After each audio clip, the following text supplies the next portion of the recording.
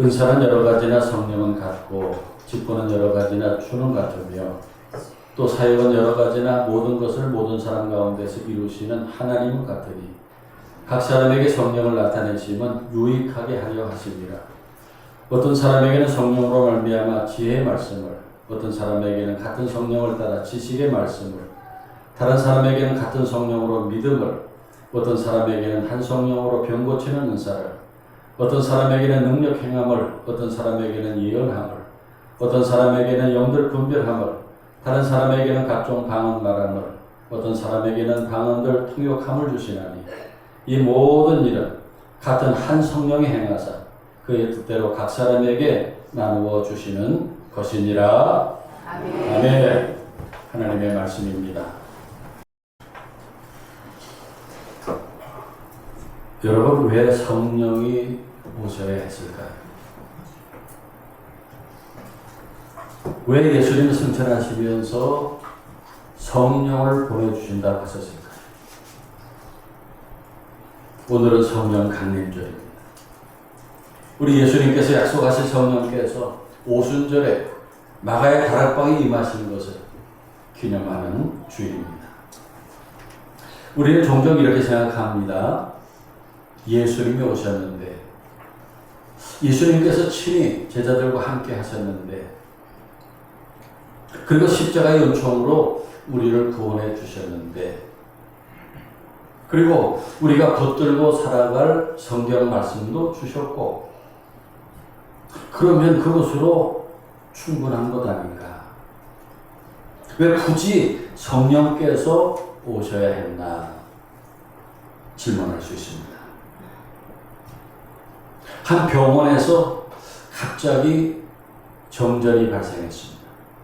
불이 꺼졌어요. 모니터도 멈췄습니다. 수술실은 혼란에 빠졌습니다. 그때 병원 건물은 그대로였습니다. 의사도 있었고 간호사도 있었고 의료 장비도 그대로 있었어요. 그런데 전기가 끊어지자 모든 기능이 멈춰버렸어요. 성령은 그 병원의 전기와 같은 것입니다. 교회도 그렇습니다. 건물이 있습니다. 예배가 있습니다. 찬양도 있고 프로그램도 있습니다. 그런데 성령의 도심이 없으면 그 전기가 나간 병원과 같게 되는 것입니다. 성령 충만이 그런 것입니다. 믿습니까? 그러니까 오순절에 하나님께서 교회에 가장 먼저 주신 것은 건물이 아니, 교인들이 아니, 성령을 부어주셨어요.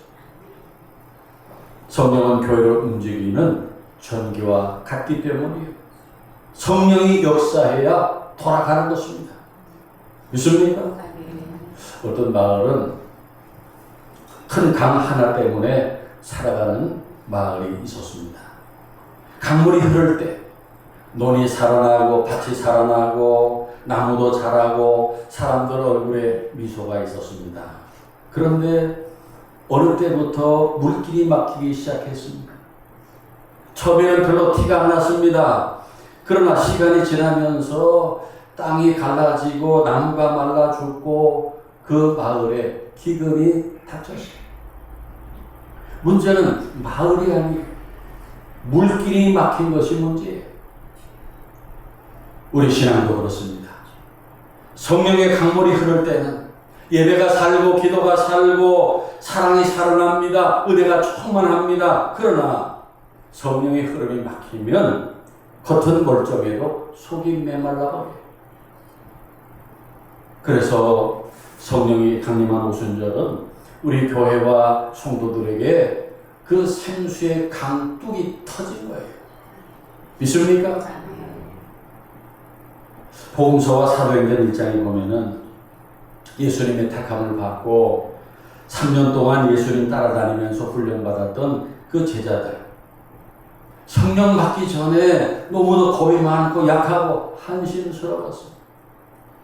베드로를 보세요. 예수님 붙잡히던 다음에 다 주님 버려도 나는 주님 끝까지 따라가겠습니다. 큰 소리 쳤는데 막상 예수님 붙들려 가실 때 예수님 모른다고 부인하고 저주까지 하고 그 자리에서 도망쳤어. 다른 제자도 마찬가지였어요. 예수님 붙들려 가실 때 하나같이 다 도망쳤어. 그리고 예수님 부활하신 이후에도 부활하신 예수님 만나고도 사람들이 무서워서 문을 잠그고 집안에 숨어 있었어요. 왜 그렇습니까? 예수님 만난 것만으로 복음을 아는 것만으로는 그 엄청난 상황을 감당할 수 없었기 때문입니다. 그래서 성령이 오셨어요. 믿습니까? 그들에게 성령이 필요했기 때문입니다. 제자들을 도와주시기 위해 오셨어요. 믿습니까? 사실 성경을 보면은 그 제자들은 복음의 증인으로 살기에는 많이 부족한 사람들이었어요. 배우지 못한 갈릴리의 어부들이었어요. 세상 권력을 두려워하는 사람들이었어요. 자기들끼리 누가 크냐 누가 높으냐 따지는 한심스러운 사람들이었어요. 그런데 오순절에 성령이 임하자 완전히 달라졌어요. 어떻게 달라졌습니까? 두려움이 담대함으로 바뀌었어요. 숨어있던 제자들이 거리로 뛰어나갔어요. 말 한마디 못하는 사람들이 복음을 전하기 시작했어요. 예수님을 모른다고 부인하고 도망쳤던 베드로가 그 예루살렘의 사람들을 향해서 담대하게 외쳤어요. 너희가 십자가에 못 박은 예수를 하나님이 주와 그리스도가 되게 하셨다. 그런데 그렇게 설교했더니 수많은 사람이 회개하고 예수를 믿게 되었습니다. 할렐루야. 도대체 바뀐 것이 무엇입니까? 상황은 하나도 바뀌지 않았어요. 사람이 바뀌었어요. 사람이 어떻게 바뀌었어요? 그 사람 속에 성령이 임하셨어요. 믿습니까? 성령은 그런 분이에요. 성령은 단지 신비한 체험만 주신 분이 아닙니다. 약한 사람에게 능력을 주시고 두려운 사람에게 담대함을 주시고 흩어진 사람들 하나 되게 하시고 평범한 사람들을 하나님의 위대한 일꾼으로 세우시는 분이. 그리고 성령께서는 교회를 세우기 위해서 성도들에게 특별한 선물을 주십니다. 그것이 바로 오늘 본문이 말씀하는 성령의 은사입니다. 여러분, 성령의 은사는 무엇입니까? 본문 4절, 은사는 여러 가지나 성령은 같고. 여기 은사라고 하는 말이 나오는데 헬라어로 카리스마라는 단어입니다. 들어본 적 있지요? 이 은사는 은혜라는 뜻의 카리스에서 온 말로, 은사는 내가 잘해서 소유한 능력이 아니라 하나님께서 은혜로 주신 선물이라는 뜻입니다. 그래서 은사는 우리가 받아서 자랑할 것이 아니고 감사해야 될 거예요. 믿습니까? 오늘 본문에 보면은 여러 가지 은사가 나옵니다. 성령이 주신 은사들인데 지혜의 말씀, 지식의 말씀, 믿음, 병 고치는 은사, 능력 행함, 예언함, 영들 분별함, 방언 통역함 등등. 또 다른 본문에 보면은 섬김, 가르침, 위로, 구제, 다스림, 긍휼 이런 성령의 은사도 나오고 있습니다. 우리는 흔히 은사라고 하면은 어떤 특별한 체험이나 영적인 권세나 능력만 생각해요. 그러나 어떤 사람은 사람을 따뜻하게 품는 은사가 있습니다. 어떤 사람은 묵묵히 섬기는 은사가 있어요. 어떤 사람은 묵묵히 참여하고 공동체에 힘을 불어넣는 은사가 있고, 어떤 사람들은 공동체를 즐겁고 유쾌하게 만들어주는 은사도 있어요. 다 잠잠한 은사예요. 이 모든 것이 성령께서 주시는 은사예요. 오늘 보면 11절을 보세요. 이 모든 일은 같은 한 성령이 행하사 그의 뜻대로 각 사람에게 나누어 주시는 것이니라. 그랬는데 중요한 것은 성령께서 각 사람에게 나눠 주시는데 다 다르게 나눠 주신다. 각 사람에게 필요한 능력 주시는데 그 은사가 다 다른 거예요. 믿습니까? 그리고 그 다른 은사가 다 좋은 은사예요. 성령께서 주시는 것은 다 좋은 은사들이에요. 안 좋은 은사는 한 개도 없어요.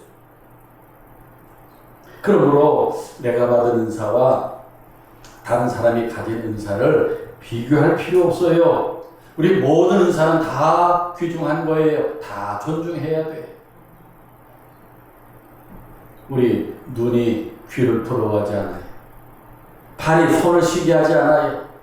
그런 것처럼 다른 사람의 은사를 부러워하거나 시기하지 말아야 돼요. 하나님께서 각자에게 다 귀한 은사를 주신 것입니다. 아멘입니까? 그러면 성령의 은사는 왜 주시는 것일까요? 많은 사람들이 은사를 오해합니다. 은사가 있으면 더 권세가 있다라고 생각해요. 과거에 병을 잘 고치는 그런 부흥사들이 있었어요. 목사님들이 있었어요. 또 어느 기도원에 현모 어떤 권사님이 병을 고친다 해서 굉장히 유명했어요. 그런 은사가 있을 때 그분들이 목에 힘을 주고 그리고 찾아간 사람들이 왕처럼 떠받들었어요. 권력이었어요.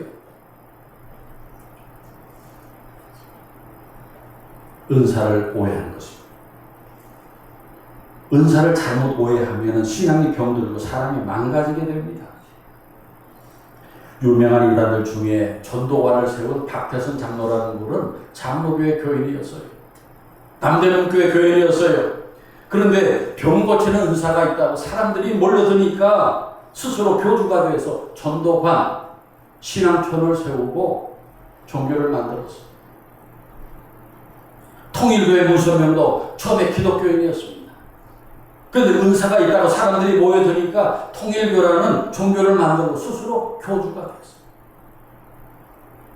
제가 그 문선명 씨가 무슨 말 하나 한번 들어본 적이 있어요.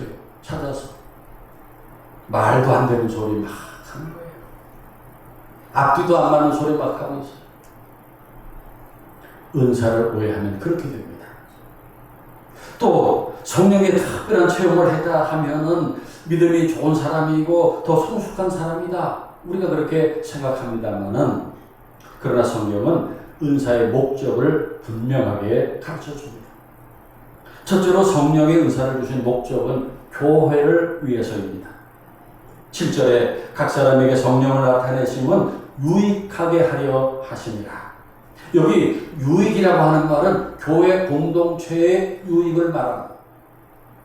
은사는 나 혼자 빛나라고 주신 것이 아니라 교회를 위해 주신 거예요. 믿습니까?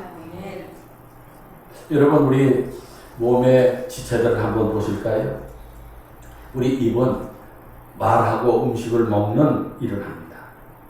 또 눈은 보는 일을 하고 귀는 듣는 일을 하고 손은 글을 쓰거나 음식을 만들고 물건을 이렇게 집어서 옮기는 일을 하고 발은 걸어 다니는 일을 합니다. 우리 머리카락은 위에서 지붕 역할을 하고 눈썹은 빗방울이 눈에 들어가지 않게 막아주고 우리 몸속에 있는 오장육부가 다 각각 자기 역할을 해요.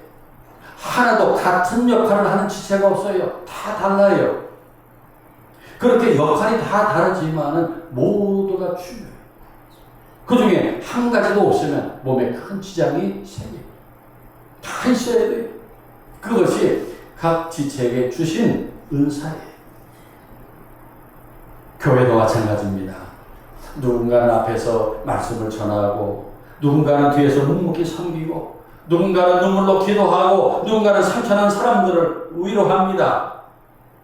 그리고 특별한 역할을 맡지 않더라도 묵묵히 참석해서 자리를 차지해 주는 것도 특별한 은사라고 저는 생각해요. 그렇게 함께 교회를 세워가는 것입니다. 그래서 은사는 교회를 위해 주신 도구입니다. 두 번째로 성령의 은사는 하나님께 영광을 돌리기 위해 주십니다.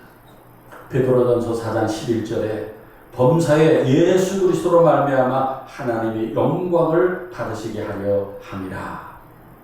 은사를 사용했을 때 사람이 드러나면 안 돼요. 내가 드러나면 안 돼요. 하나님이 드러나셔야 돼요. 붓이 그림을 그립니다. 붓이 그림을 그리는데 그 그림을 그려놓고 칭찬받는 것은 붓이 칭찬받는 일은 없어요. 그림을 그린 사람이 칭찬을 받아요. 우리도 마찬가지. 우리는 하나님의 손에 들려진 도구입니다. 그래서 은사를 사용할 때마다 자신에게 물어야 됩니다. 지금 나를 통해 하나님이 드러나고 있는가?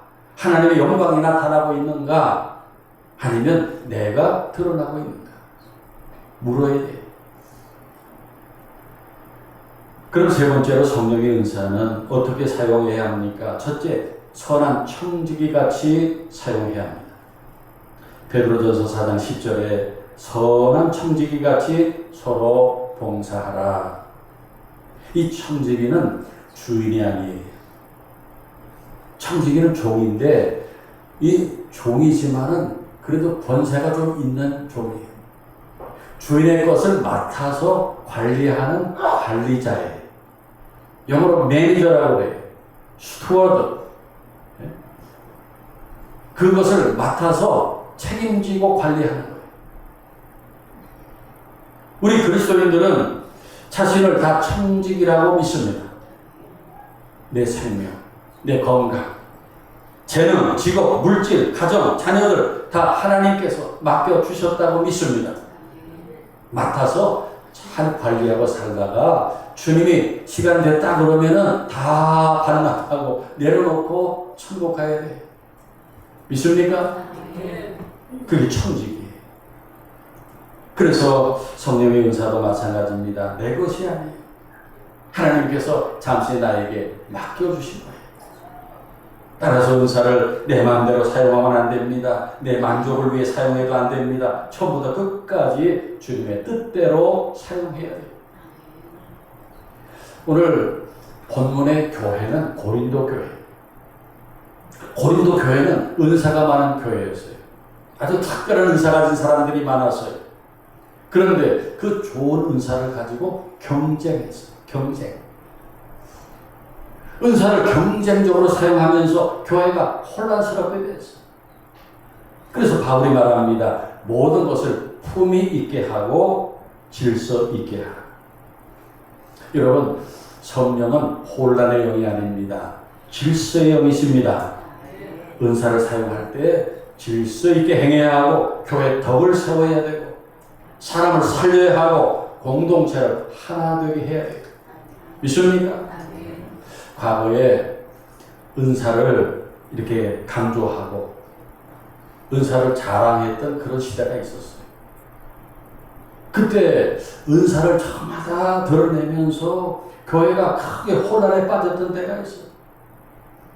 저마다 자기가 병 고치는 은사가 있다고 이 사람 붙들고 저 사람 붙들고 막 안수하고, 그리고 방언의 은사가 있다고 그래가지고 예배 시간에 경건한 시간에 여기저기서 방언한다고 막 떠들고 큰소리 치고, 얼마나 혼란스럽겠어요. 은사는 그렇게 무질서하고 소란스럽게 행하는 것이 아닙니다. 질서 있고 품위 있게 사용되어야 합니다. 모두가 조용히 예배드리는 시간에 여기저기서 방언한다고 소리 지르면 어떻게 되겠어요? 그리고 교인들 서로 이 사람 붙들고 저 사람 붙들고 막 안수하고 돌아가면은 교회가 어떻게 되겠어요? 은사는 질서 있게 사용해야 합니다. 그래서 성령께서 사람을 붙드시면은 어떤 일이 벌어질까요? 여러분, 성령은 우리에게 신령한 체험도 주시고 영적인 능력도 주시지만은 조용히 일하기도 하십니다.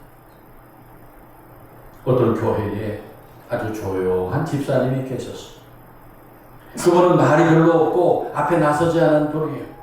늘 뒤에서 조용히 일하시는 분이었습니다. 그런데 어느 날 교회에 큰 어려움을 겪은 교인이 한 사람 들어왔어요. 그 사람은 사업 실패로 빚을 많이 졌고 가정도 어려워졌고 우울증까지 와서 사람 만나는 것도 피하고 예배 드리러 왔다가 누구도 말하지 않았어요. 예배 끝나면 제일 먼저 뛰어나갑니다. 그런데 그 집사님이 그 교인에게 조용히 다가가기 시작했어요.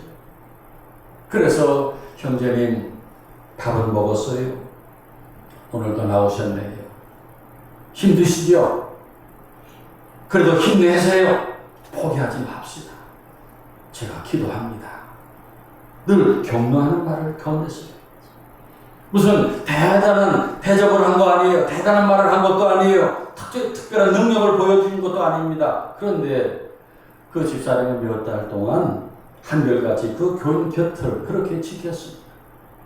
함께 밥도 먹고 전화도 해주고 새벽마다 이름 불러 기도해 주었어요. 그랬더니 나중에 그 교인이 간증합니다. 저는 사실 죽으려고 했습니다. 그런데 그 집사님이 매주 저를 찾아주셨고 알아봐 주시고 손을 잡아주고 위로해 주었습니다. 제가 가치 없는 사람이라고 생각하고 죽이려고 했는데 집사님을 통해서 하나님이 나를 아직 포기하지 않으셨다는 것을 깨닫게 되었습니다. 그래서 그 교인은 회복되었어요. 여러분, 그 집사님에게 무슨 대단한 은사가 있었습니까? 사람들이 보기에 평범한 교인이었어요. 하지만 성령께서 그분에게 위로의 은사를 주셨고 사람을 품는 사랑을 주셨습니다. 그리고 그 집사님은 그 은사를 통해서 한 사람을 살려냈습니다. 할렐루야. 저는 이것이 진짜 성령의 역사라고 믿습니다. 성령은 꼭 큰 기적만 일으키시는 분이 아니에요. 낙심한 사람 곁에 함께 있게 해주고 상처 입은 사람을 싸매주게 하고 눈물 흘리는 사람을 위해 손붙잡고 기도하게 하시고 교회를 묵묵히 섬기게 하십니다. 그리고 그런 사람들을 통해서 교회와 믿는 사람들을 세워갔습니다. 믿습니까? 사랑하는 여러분, 하나님은 오늘도 우리 각자에게 은사를 주십니다. 어떤 사람에게는 가르치는 은사, 어떤 사람은 섬기는 은사, 어떤 사람은 위로하는 은사, 어떤 사람은 기도하는 은사, 어떤 사람은 찬양하는 은사를 받았어요. 여기서 중요한 것은 내가 얼마나 대단한 은사를 가졌느냐 하는 것이 아니에요. 하나님께서 주신 은사를 가지고 얼마나 교회를 살리고 사람을 살리고 하나님께 영광을 돌리고 있는가 하는 것입니다. 믿습니까? 여러분, 오늘은 성령 강림절입니다. 아직도 성령 강림이 나와 무슨 관계가 있는가라고 생각하실 분이 계십니까? 성령님은 우리에게 놀라운 은사를 주시고 능력을 주시고 우리를 승리하도록 도우시는 보혜사이십니다. 우리 예수님이 승천하시면서 내가 가서 또 다른 보혜사를 너에게 보내겠다 하셨어요. 또 다른 보혜사. 그러면 앞에 보혜사가 계신 거 아니에요? 그 앞에 첫 번째 보혜사는 누구예요? 예수님이에요. 예수님이 또 다른 보혜사를 보내시겠다 했는데 첫 번째 보혜사는 예수님이에요. 성령님은 예수님 같은 분이에요. 믿습니까? 우리는 성령님의 도우심을 반드시 받아야 됩니다. 성령님은 우리 메마른 심령의 생수의 강이시고 불같은 능력이시며 우리를 가르치고 인도하시는 진리의 영이십니다. 성령의 도우심을 받지 않고 우리의 신앙생활에 승리할 수 없어요. 미국 사람들 목회자들에게 하는 욕 중에 무슨 욕이 있냐면 당신 성령 받지 못하고 목회해라. 그 욕이에요. 성령의 도우심이 없으면 아무것도 할 수 없다고 말해요. 그래서 오늘 성령 강림절에 성령님을 다시 여러분 마음 중심에 초대하시기 바랍니다. 그리고 성령님과 교통하시기 바랍니다. 성령님을 의지하고 성령님께 맡기고 순종하시기 바랍니다. 그래서 여러분에게 성령께서 주시는 놀라운 변화, 능력, 승리할 길을 축원합니다. 축원합니다. 기도하겠습니다. 사랑과 내가 풍성하신 하나님 아버지, 오늘 성령 강림절에 저희를 교회로 들어오시고 오순절에 임하셨던 그 성령님을 다시 내 안에 영접하게 하시니 감사합니다. 오늘날 우리의 신앙이 메말라서 예배를 드리지만 뜨거움이 없고 말씀을 들어도 주님의 음성보다 세상의 소리에 귀 기울일 때가 많습니다. 오늘 성령 강림절에 우리 안에 다시 성령의 바람을 불어 주시옵소서. 불의 화같이 각 사람이 임했던 성령을 저희들에게도 주시옵소서. 그래서 우리의 식었던 믿음이 뜨거워지게 하시고 예수의 골짜기에 마른 뼈들이 살아나 군대가 되는 역사가 이 하늘교회와 저희들에게도 일어나게 하옵소서. 예수 그리스도 이름으로 기도하옵나이다. 아멘.